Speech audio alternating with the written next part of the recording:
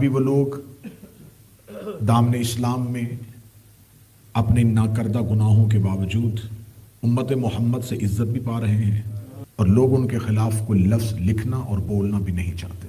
میں نے ابتدا سے گفتگو شروع کی کہ آخر وہ کون سے محرکات تھے جس کی وجہ سے آج تک رسول کی اولاد کا قاتل یہودی یا عیسائی نہیں بلکہ مسلمان ہی تھا۔ ہمیں دیکھنا پڑے گا کہ ان مسلمانوں کے پیچھے کون سی طاقتیں کار فرما تھیں جن کے ذریعے سے وہ مسلمان اقتدار بھی پا رہے تھے اور اہل بیت پہ ظلم بھی کر رہے تھے۔ ایک سادہ سا کلیہ میری قوم کے بچے ہمیشہ ذہن میں رکھیے گا، جب ہمارے آئمہ کسی بھی دور کے بادشاہ سے حکومت مانگتے نہیں تھے تو ہر دور کا بادشاہ ہر دور کے امام کو شہید کیوں کرتا ہے؟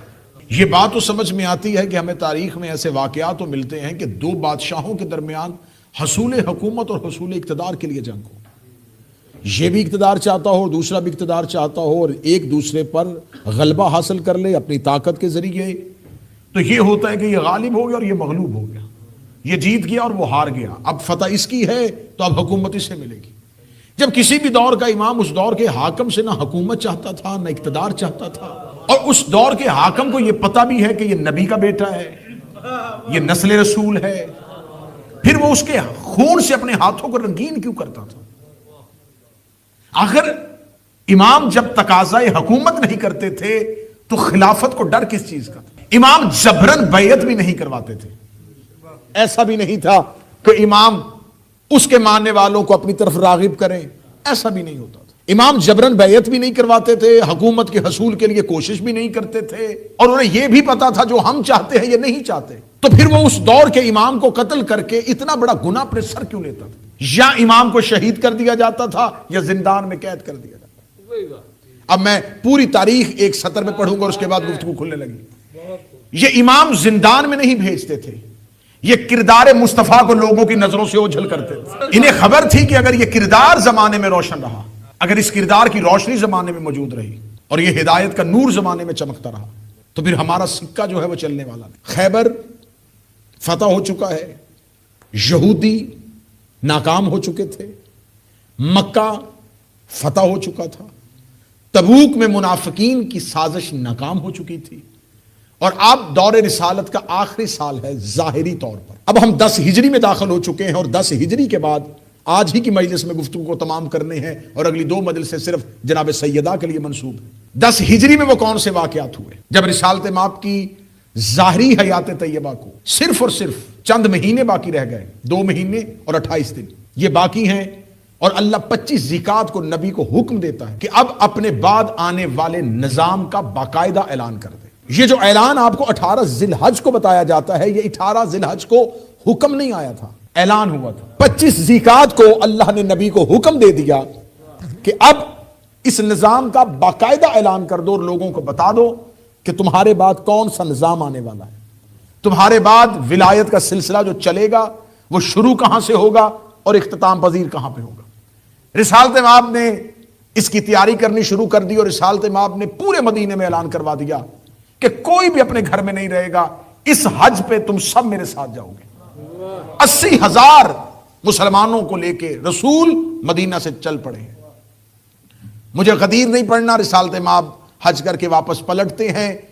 اب منافقین کی مکمل ذہن میں تھا کہ رسول کو یہ اعلان کرنے والا، اور ان کے ذہن میں یہ تھا کہ یہ اعلان عین حج کے موقع پر ہوگا، لیکن جب رسالت مآب نے خطبہ حج دیا اور اس میں ایسا کوئی اعلان نہیں کیا، انہیں اطمینان ہو گیا کہ اب یہ اعلان نہیں ہوگا۔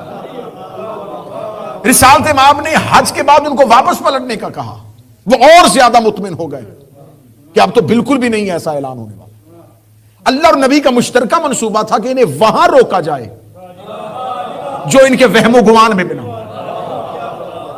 اور یہ بات میں آپ کو اس میں کیونکہ میں غدیر نہیں پڑھنا چاہتا، پھر کسی ایک مجلس کے لیے آؤں گا تو آپ مجھے یاد کروائیں گے، یہ جو خم غدیر ہے اس پہ اچانک نبی نہیں رکے، زمین جب خلق ہوئی تھی تو اس جگہ کا انتخاب ہو گیا تھا۔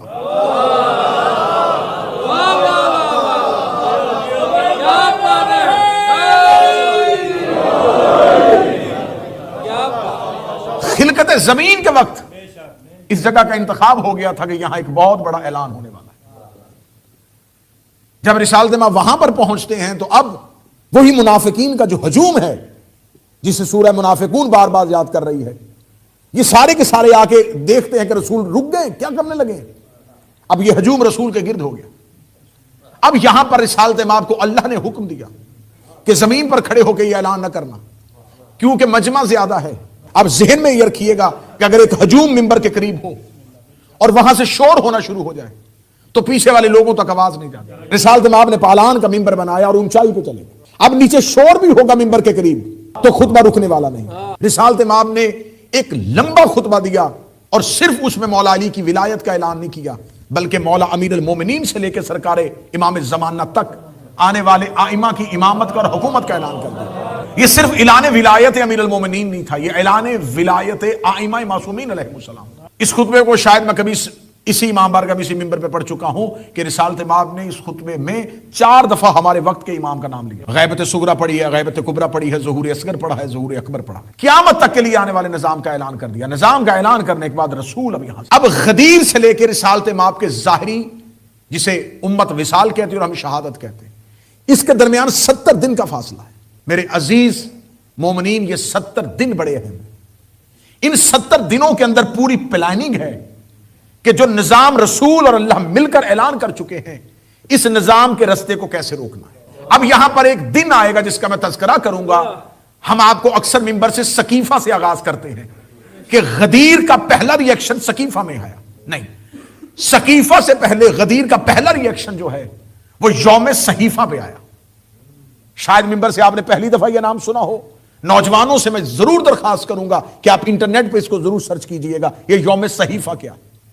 ایک صحیفہ تھا جب رسول نے اعلان نبوت کیا تھا تو مکہ کے کافروں نے اکٹھے ہو کر ایک ایگریمنٹ سائن کیا تھا کہ یہ عبداللہ کا بیٹا ایک نیا دین لے کے آ گیا ہے، ہم سب مل کر ایک مشترکہ منصوبہ بناتے ہیں اور ایک معاہدہ کرتے ہیں جسے ایک تحریری صورت میں لکھا گیا کہ ہم خاندان بنی ہاشم کا سوشل بائیکاٹ کریں گے، ان کے ساتھ تجارت نہیں کرنے دیں گے، ان کے ساتھ کسی کو رشتہ داری نہیں کرنے دیں گے، ان کو گھروں میں محصور کر دیا جائے گا، کوئی غلام ان کے گھر نہیں جا سکتا، کوئی کنیز یہ خرید نہیں سکتے، تاکہ ان کا اعلان یہیں کا یہیں رہ جائے۔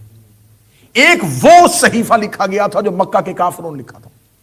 اب وہی کافر جو تھے وہی کلمہ پڑھ کے مسلمان ہوئے تھے اور وہی تلقا کی صورت میں اسلام میں آ گئے تھے۔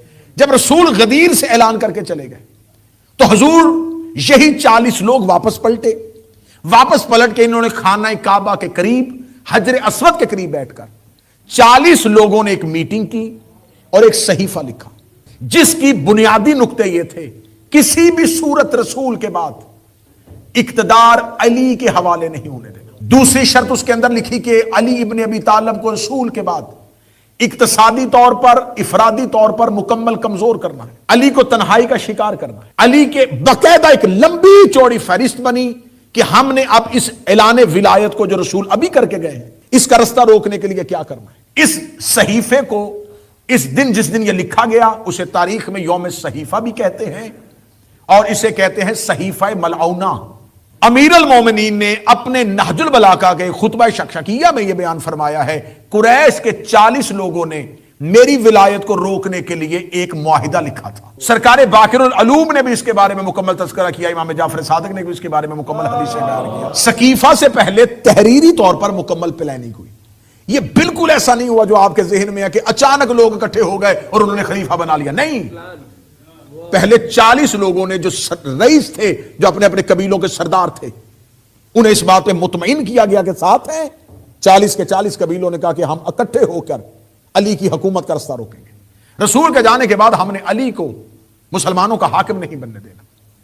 پھر یہ لوگ مدینہ آتے ہیں اور یہ 70 دن جو ہیں وہ اتنے اہم دن ہیں کہ ان 70 دنوں میں مدینے میں جو جید لوگ تھے وہ تو صحیفہ لکھ چکے تھے، اب چھوٹے گھروں میں آ کے باقاعدہ میٹنگز ہونی شروع ہو گئی کہ اب تم نے کسی صورت میں علی کی بیعت نہیں کرنی، ہم صرف رسول کی آنکھیں بند کرنے کا انتظار کر رہے ہیں۔ ادھر رسول کی آنکھیں بند ہوں گی اور ادھر ہم فوراً اپنا خلیفہ نامزد کریں گے، تم نے کسی بھی صورت میں علی کی ہاتھ پہ بیعت نہیں کرنی۔ اب یہ 70 دن جو ہیں وہ اہل بیت بھی دیکھ رہے ہیں، رسول اللہ بھی دیکھ رہے ہیں۔ ان 70 دنوں میں تاریخ اسلام میں ایک نیا واقعہ رونما ہوتا ہے جس کو میں اسی امام بارگاہ میں شاید پچھلے سال انہی خمسہ میں اس کا ذکر کر چکا ہوں، لشکر اسامہ۔ اب مجھے اس کی تفصیل نہیں بیان کرنی.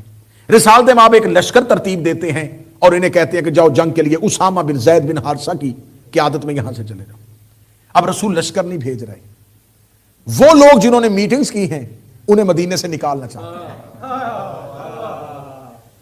کہ یہ جو علی کی حکومت کا رستہ روکنے کی تیاری کر رہے ہیں انہیں میں مدینہ سے نکال دوں اور نکالنے کے بعد جو اہل بیت علیہ السلام کے ماننے والے انہیں مدینے میں رکھوں تاکہ جب علی کی حکومت قائم ہو جائے تو انہیں واپس مدینے پلٹاؤں.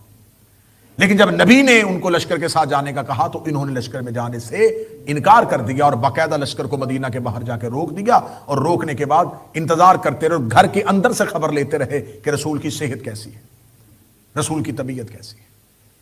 پھر یہ آنکھیں کھول دینے والے انکشافات ہیں لیکن حقائق جب تک ممبر سے پڑھیں گے نہیں تو حقیقتیں لوگوں تک پہنچیں گی نہیں.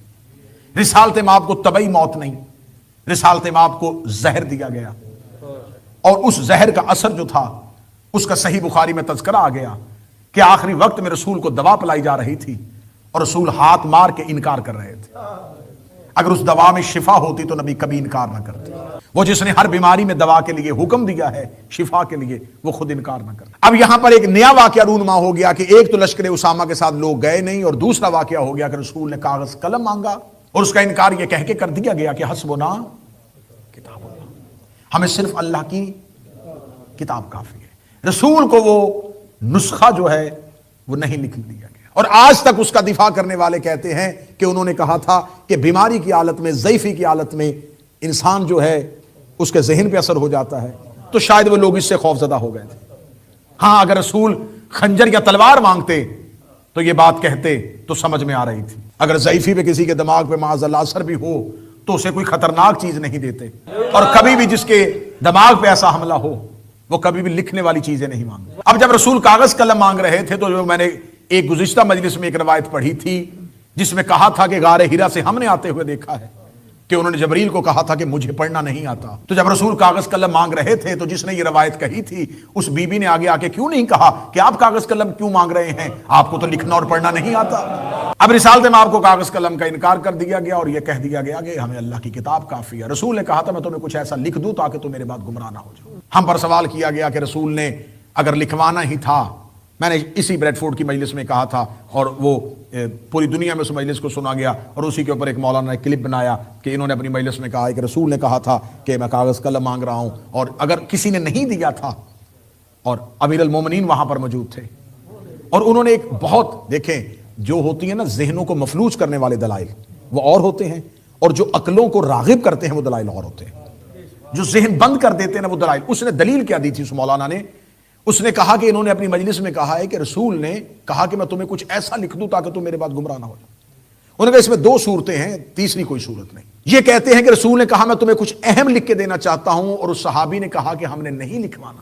تو ان دونوں صورتوں میں سے ایک صورت ہے یا تو جو رسول لکھوانا چاہتے تھے وہ اتنا اہم نہیں تھا کہ صحابی کے انکار پر رسول خاموش ہو گئے. صحابی نے کہا نہیں لکھوانا تو رسول نے کہا نہیں. تو اب یہ قصور صحابی کا نہیں, یہ الزام رسول پہ آئے گا کیونکہ وہ اللہ کا پیغمبر ہے اور اسے اللہ نے حکم دیا تھا کچھ لکھ اور ایک صحابی نے کہا نہیں لکھنا اور اس نے کہا نہیں. اس نے اللہ کا حکم ٹال دیا اور صحابی کی بات مان لی تو اس کا مطلب الزام صحابی پہ نہیں, الزام رسول پہ آئے گا جس نے اپنے عہدے کا خیال نہیں رکھا اور اس نے نہیں لکھا. یا اس نے کہا یہ صورت ہے. دوسری صورت یہ ہے کہ اس صحابی کا انکار کرنا اللہ رسول کی بارگاہ میں اتنا قبول تھا کہ جب صحابی نے کہا نہیں لکھوانا تو رسول نے بھی اپنا ارادہ مؤخر کر دیا, اللہ نے بھی اپنا ارادہ مؤخر کر دیا. یا تو صحابی اتنا اہم تھا یا تحریر اتنی اہم نہیں تھی. اب یہ دیکھیں مفلوج کیا نا ذہن کو کہ یا تو تحریر اتنی اہم نہیں تھی یا وہ ڈاکومنٹ اتنا امپورٹنٹ نہیں تھا کہ صرف ایک صحابی نے کہا اور نبی نے کہا ٹھیک ہے نہیں لکھواتے, یا وہ صحابی اتنا اہم تھا کہ اس نے کہا نہیں لکھوانا اور رسول نے کہا نہیں. اب دونوں میں سے ایک چیز تمہیں ماننی پڑے گی, یا تحریر اتنی اہم نہیں تھی یا صحابی بڑا اہم تھا. میں نے اس کا فوراً جواب ریکارڈ کروایا کہ آپ کو کس نے کہا ہے کہ رسول نے لکھوایا نہیں تھا. وہ لکھا ہوا تو ہمارے پاس محفوظ ہے, صرف ہمارے پاس محفوظ نہیں آپ کی کتابوں میں محفوظ, صرف آپ ہی کی کتابوں میں نہیں, صحیح بخاری میں 7 جگہ پہ لکھا ہوا. رسالت مآب نے یہ نہیں کہا تھا کہ آؤ میں تمہیں کچھ ایسا لکھ دوں جس سے تم ہدایت یافتہ ہو جاؤ, آؤ میں تمہیں نیکیاں لکھواؤں, میرے بعد کیا کیا کرنا ہے. رسول نے کہا میں تم کچھ ایسا لکھوں گا کہ گمراہ نہیں ہونا. اس کا مطلب یہ جو تعویذ یا تحریر جو نسخہ تھا یہ صرف ہدایت کے لیے نہیں تھا، گمراہی سے بچنے کے لیے۔ رسول نے کہا میں تمہیں کچھ ایسا لکھ دوں تاکہ تم میرے بعد گمراہ نہ ہو۔ رسول جو لکھوانا چاہتے تھے وہی بندہ اٹھ کے کھڑا ہو گیا۔ میں بات سمجھا نہیں سکا، میں اس کو پیچھے لے کے جاتا ہوں۔ خدا نے فرشتوں سے کہا کرو سجدہ، پتا تھا کہ وہ سجدہ نہیں کرے گا۔ خدا نے اس سے پہلے نہیں کہا کہ تو نہیں کرے گا اور یہ کریں گے، فرمایا سب سجدہ کرو۔ صرف اللہ نے حکم دیا، جس نے انکار کرنا تھا وہ خود ہی اٹھ کے کھڑا ہو گیا۔ اگر خدا پہلے اشارہ کر کے اٹھاتا تو آج الزام لگ جاتا کہ شاید ابلیس سجدہ کر دیتا، ابلیس نے تو بھی انکار ہی نہیں کیا تھا، اللہ نے پہلے ہی اٹھا دیا، خدا کو پہلے نکالنا نہیں چاہیے تھا۔ آج مولوی کہہ دیتے، شاید اگر وہ کہہ دیتے تو وہ بھی مان لیتے، نبی نے پہلے انہیں حجرے سے نکال دیا، نبی نے کہا آؤ پہلے لکھوا دو، اس نے انکار کیا، فرمایا کہو انی، جیسے اللہ نے ابلیس نکالا تھا نبی نے حجرے سے انہیں نکالا۔ کتنا اچھا لکھوایا میرے نبی نے، کتنا اچھا لکھوایا کہ جو لکھوانا چاہتے تھے وہ لکھا گیا، دیکھا بھی گیا، پہچانا بھی گیا، لکھا گیا۔ وہ نبی نے کہا تھا تمہیں کچھ ایسا لکھ دوں تاکہ گمراہ نہ ہو۔ جن کے لیے لکھنا تھا کہ ان سے بچنا،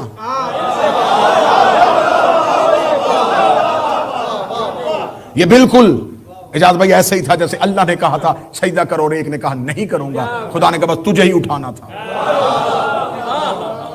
میں فرشتوں سے سجدے نہیں کروانا چاہ رہا تھا آدم، تمہیں دکھانا چاہ رہا تھا۔